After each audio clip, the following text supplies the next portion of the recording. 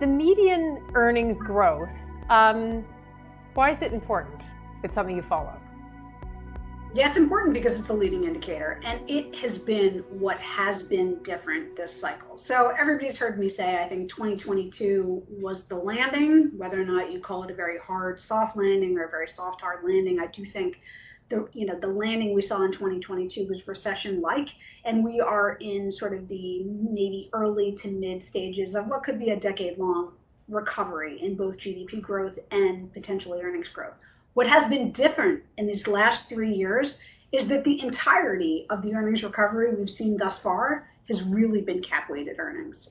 And it is only now that 3 years later, after what I would call a landing, that we are finally seeing the median earnings of a company actually emerge from a contraction. This has really been the longest situation in history where you've seen a deviation between median and cap-weighted earnings. Usually there is a lag, and it's about 6 months. We've been 2x that, right? The longest on record. So I think it's interesting that we've already seen sort of the beginning stages of a recovery. So what might it mean now that the median stock is recovering from an earnings contraction? It likely means it's a much more durable upside. And you can see that in the data. So, I mean, these are companies that are average companies that are not the household Mag 7, for instance. These are other companies that are more normal sized, I guess you'd say.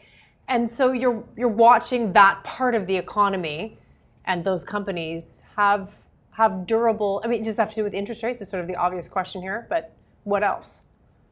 In some ways, it's interest rates might be a factor, but the interesting part about recoveries is that once you see how long the earnings contraction has been, there's a relationship or a proportionality between the duration of the contraction and then the duration and magnitude of the recovery.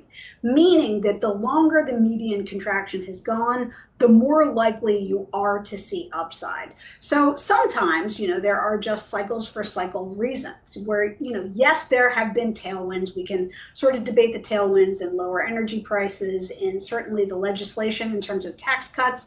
The tailwind sort of being that predictive of this evolution from contraction to growing again. But on some level, there is just the time element, meaning that the longer you spend in contraction, to the extent that the economy doesn't collapse, you usually do end up spending and growing and hiring. So these are really important, we would call them green shoots if we were coming out of a recession, which we're not. We're not in an economy-wide recession, but we have been in these rolling recessions, right? We talked about housing being in a rolling recession, and the median stock has been in a rolling earnings recession. Much like we saw, and you can actually look at the charts on my charts of the week, much like we saw in 2009 and 2001 and 1990. This is in some ways no different. That's why earnings recessions are very predictive as it relates to stocks. Because at the end of the day, with all the noise that we're talking about with headlines, there is, for the most part, stocks do follow earnings. So for this to be in the nascent stages of recovery is a really strong sign to underpin what I would say is a continuation of the secular bull market. It's so interesting because the durability piece of what you're talking about, there've been a few goes with, okay, interest rates are falling, as you say, a couple of years ago, and the broadening out, and it did happen. And then also, small caps might be a really interesting place. Sort of last summer, it took a real bid at it, and it didn't last. It wasn't durable. Why is this different, I guess? Yeah, no, you're right to question the false starts. I mean, one is time. I mean, 3 years is a long time to see contraction in earnings growth without a contraction in GDP.